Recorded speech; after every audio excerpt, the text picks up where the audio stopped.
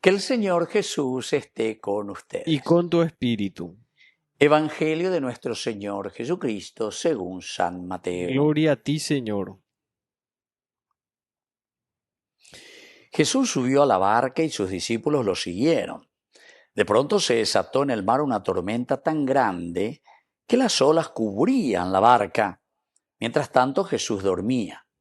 Acercándose a él, sus discípulos lo despertaron, diciéndole: «Sálvanos, Señor, nos hundimos». Él le respondió: «¿Por qué tienen miedo, hombres de poca fe?». Y levantándose, increpó al viento y al mar, y sobrevino una gran calma. Los hombres se decían entonces, llenos de admiración: «¿Quién es este que hasta el viento y el mar le obedecen?». Palabra del Señor. Gloria a ti, Señor Jesús. Queridos hermanos, qué hermosa esta lectura. Jesús ciertamente aquí dice que increpa al mar, el viento, y se calma. Lo importante es, antes que nada, el hecho de subir en la barca. Jesús que sube a la barca con sus discípulos.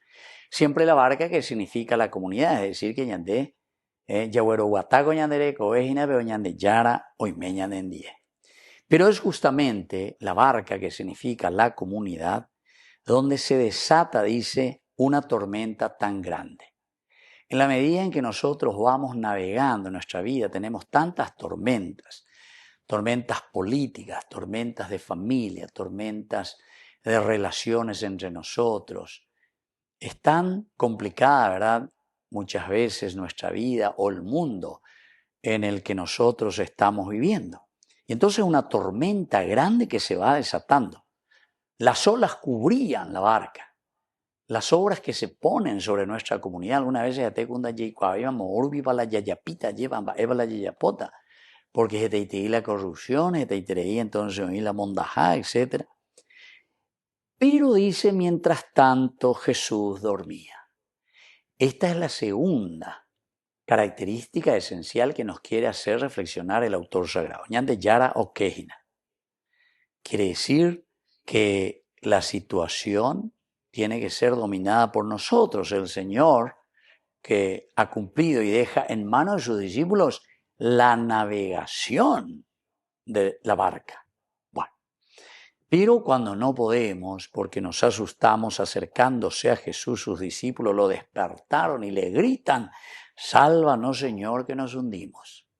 Sálvanos, Señor, que nos hundimos». Bueno, por una parte está bien, porque ya esa cosa, pues, ñande ñaneño, mía llevan digatumo, hay la ñacena de tanta corrupción, de tantas situaciones en las que nos encontramos. Si es que el Señor no se despierta, si es que nosotros no le llamamos al Señor para que venga en medio de nosotros. Pero lo lindo es también que por lo menos nos damos cuenta, porque una vez ñande ya esa cuayo y la ñamón bajan a veñan de ya. Sálvanos, Señor, que nos hundimos. Está hablando de Isaías que nosotros, de cierta manera, nos estamos hundiendo, ¿verdad? Con gente tan desfachatada, ¿verdad?, que llevan a la nación, pero por caminos muy tortuosos. Sálvanos, Señor, que nos hundimos. Pero miren lo que le responde el Señor. ¿Por qué tienen miedo, hombres de poca fe? ¿Por qué tienen miedo, hombres de poca fe? Levantándose, increpó al viento y al mar, y sobrevino una gran calma. Queridos hermanos, quiere decir que los principios y los valores del Evangelio tienen que volver a nosotros. Tenemos que volver a fortalecernos desde la fe. Tenemos que volver a mirar nuestro mundo, nuestra sociedad, nuestra familia, nuestro caminar como nación, solamente desde la fe, es decir, de ese compromiso de traer a Dios, de despertarlo a Dios y de tenerlo a Dios para poder caminar de acuerdo a los valores y principios del Evangelio. Entonces el Señor, que se levanta, increpa al viento y al mar, y sobreviene esta gran calma que necesitamos. ¿Quién es este que hasta el viento y el mar le obedecen. Es una pregunta retórica para que nosotros también podamos hacer. ¿Es este el Jesús que verdaderamente estamos necesitando aquí en nuestra sociedad para que las cosas funcionen de acuerdo a lo que Dios quiere para nosotros? Que así sea. Que así sea.